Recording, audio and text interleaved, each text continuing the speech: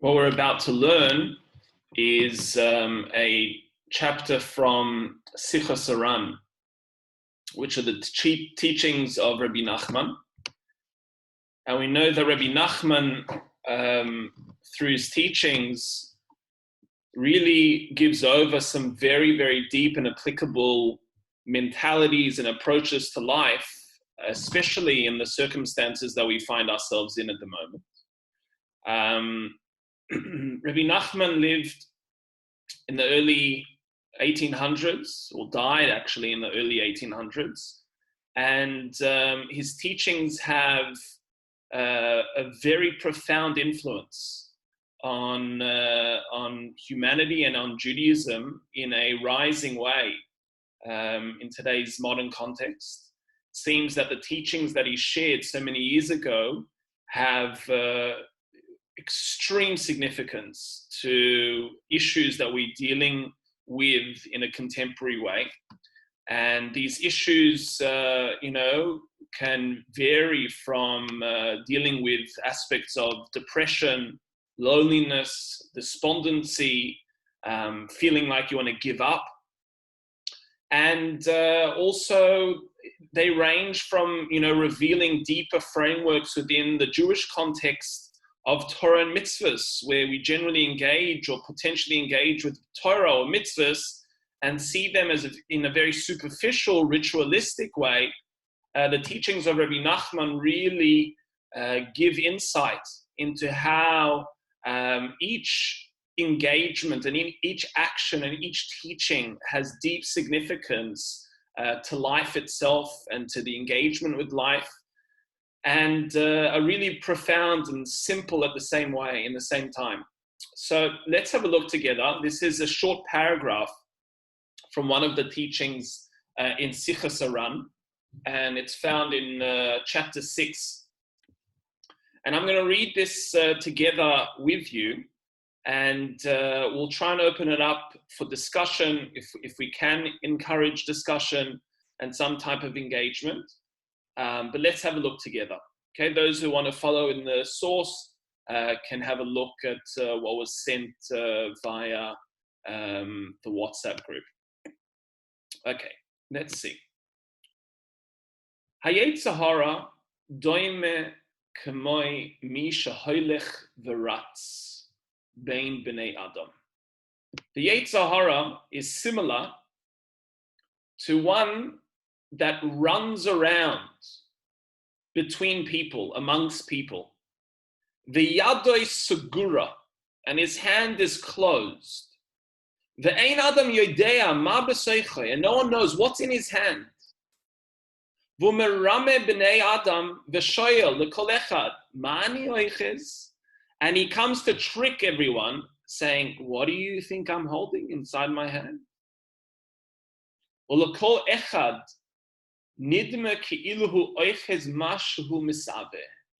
And to everyone, they have their own imagination as to what's in their hand or his hand.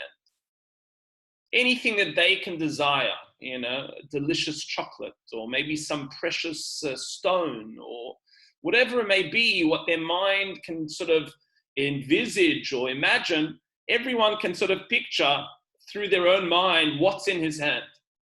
Valken, and then, or thus, Hakol ratzim acharav, everyone is running after him. Ki kol echad soiver sheyesh biyado mashu chofetz, because they think that is in his hands is exactly what they're looking for. In his hands is the exact antidote to everything that they've been trying to relinquish or be redeemed from. V'achakach u'poiseach es yado, and in the end, you know what happens? The Yetzer hara opens up his hands, or his hand, ve'ein ba klum. And there's nothing there. Nothing. Everything that we've been looking at, everything that we've been worrying about, everything that we've been trying to seek out, essentially is not there whatsoever. There's nothing there. Nothing was in the hand to start off with. He's got this massive following of everyone chasing him and what's potentially in his hand, but nothing was there. Not one thing was there.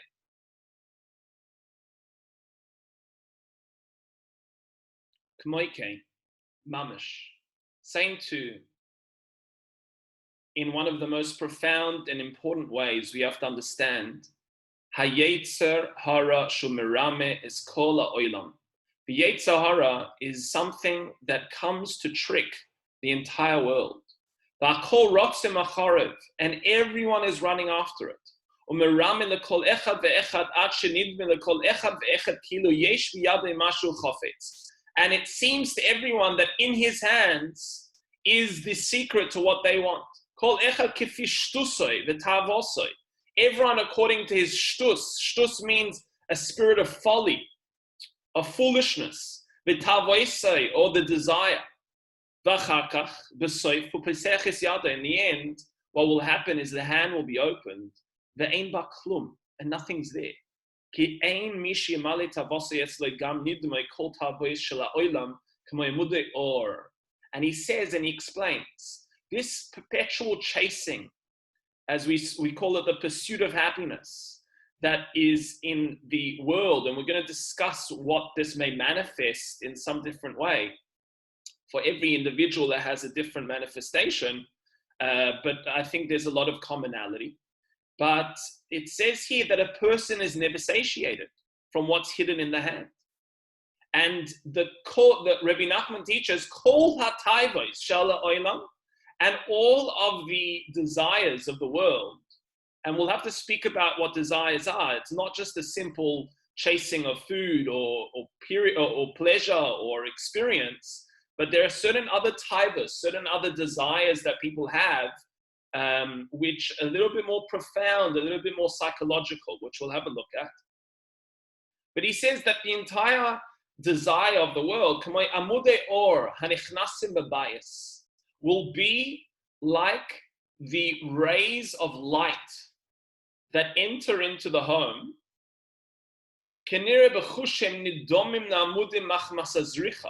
And it seems that it's almost like some form of pillar. And if you look at these beams of light that are coming in, they almost look like tangible, beams that a person can pick up. And you almost want to grab them. But in the end, there's nothing in the hand. Nothing's there.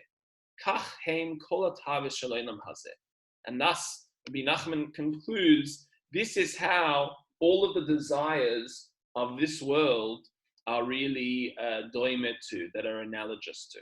Okay? So just to summarize, what we have here, it's a beautiful and simple, but again, profound analogy, which Rebbe Nachman teaches us that there's a lot of things that the Yetzer hara, which we have defined in many different ways. Some have defined it to be the ego, some have defined it to be the negative inclination, which are all intertwined. But one of the roles of the Yetzer hara is to distract ourselves from actually what's happening right in front of us, okay? And it has different methodologies or different techniques of doing it. And the general way of doing it is to close his fist and say, I have something that you want here. Here it is. Grab it. Come look. Come check it out. What's crazy is before I read this last night, I was messing around with the kids and I was playing this game with them. I picked up a sweet or whatever it was and I held it to my kids.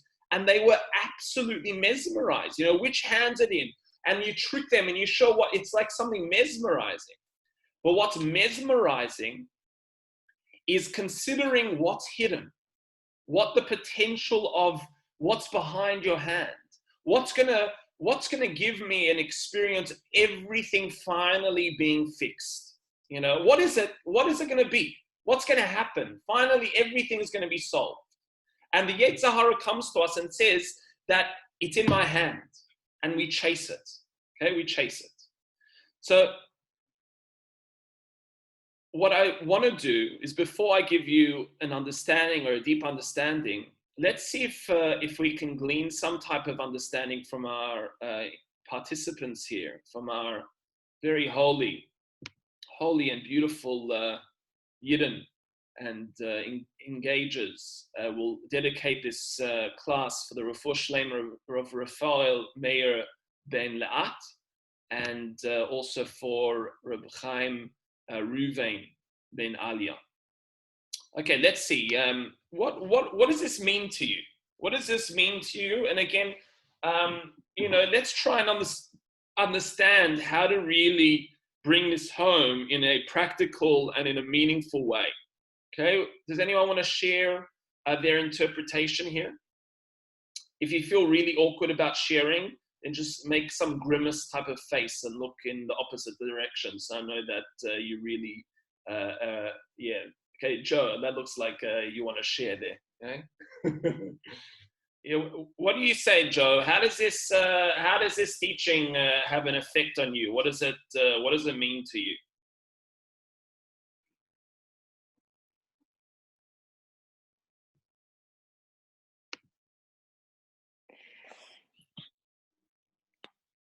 Yes, it's working. Oh, okay. Yeah, I guess it's just about kind of being really cognizant, I guess, in this day and age when there are so many things being offered to you all the time, and there's so many places to look all the time, for like a sense of self and a sense of value and a sense of happiness, that we now, I think, are in this crazy time period where we just have so many options of different things that feel like they can make us feel content even for a short amount of time, like access to television and crazy amounts of television, like whenever you want, and access to whatever kind of fashion you might want or whatever music you might want. And all of these things, especially because of their accessibility, make you feel like one of them is going to do the trick, like one of them is going to, you'll keep watching, and finally one of them will satiate you and make you feel good and make you feel content, because you also just know there's so much of it.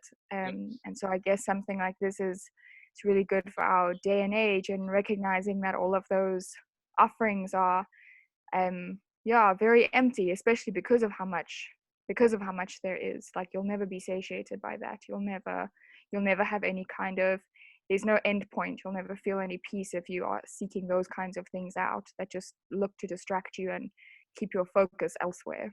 Beautiful. Thank you so much for that, Joe. Very much appreciated.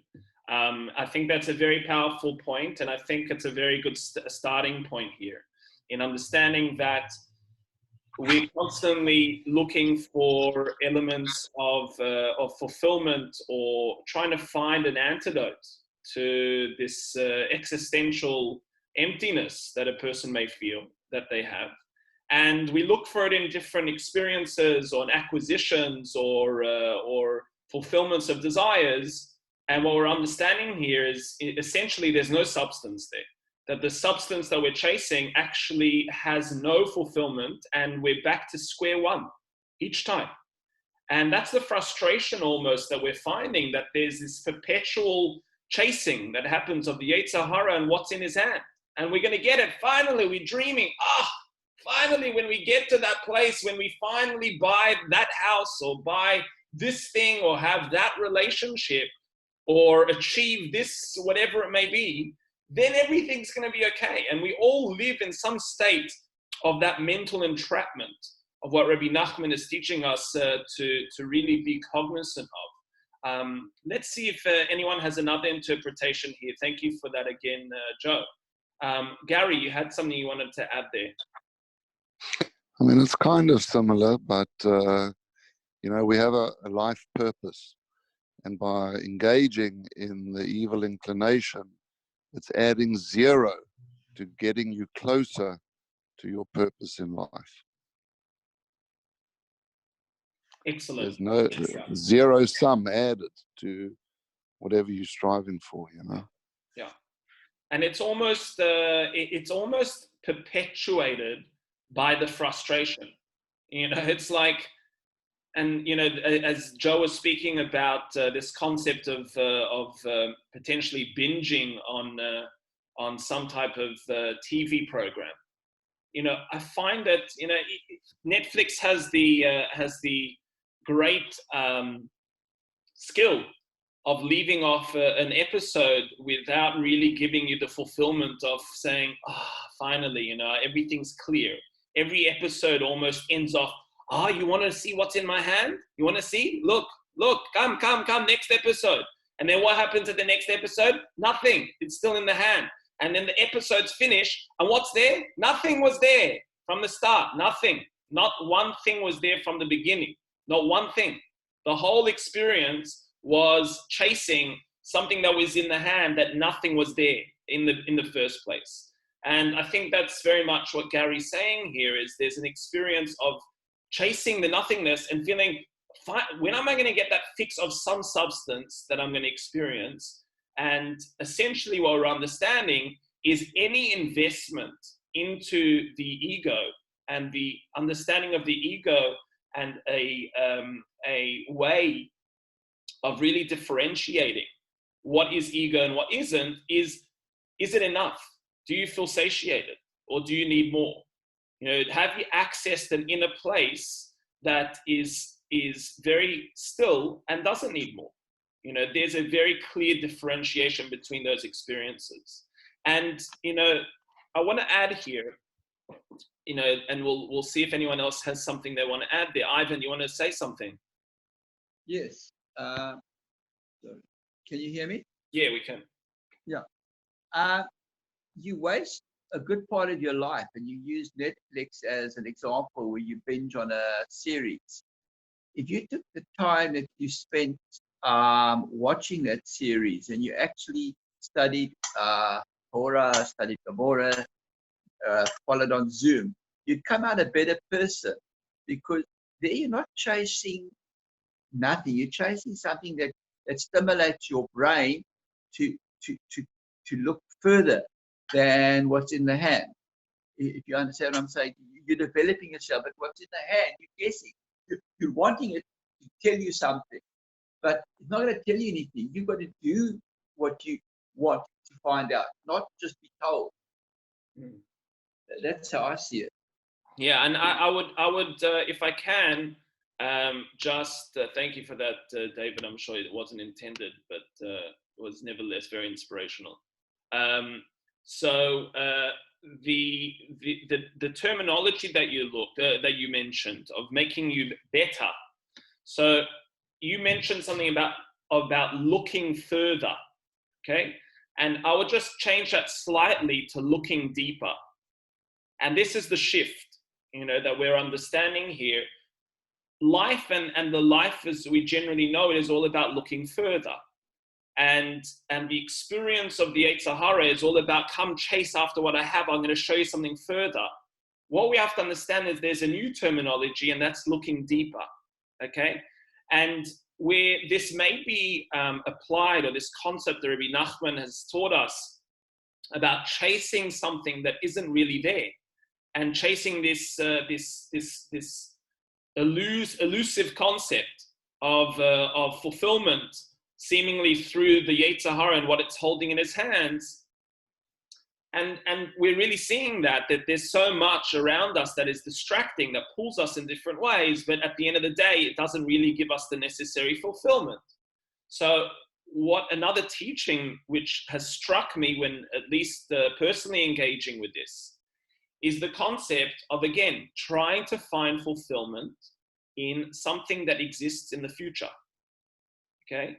And something that may exist in our circumstances now is, okay, we have a hope of things going back to normal or things changing and us finally being able to be freed from our homes. And that's a very important thing, to be hopeful and to understand that things are going to be better and things are going to be okay. All right, that's one understanding. But to be perpetually struck on finding one's fulfillment in the future is substantially dangerous. And what we're understanding here is that fulfillment is never found in the future. And to constantly be chasing what is next and what's going to be next and what's going to happen next and what's in front of me in terms of how I'm going to experience life, not now, but sometime in the future, is a very elusive and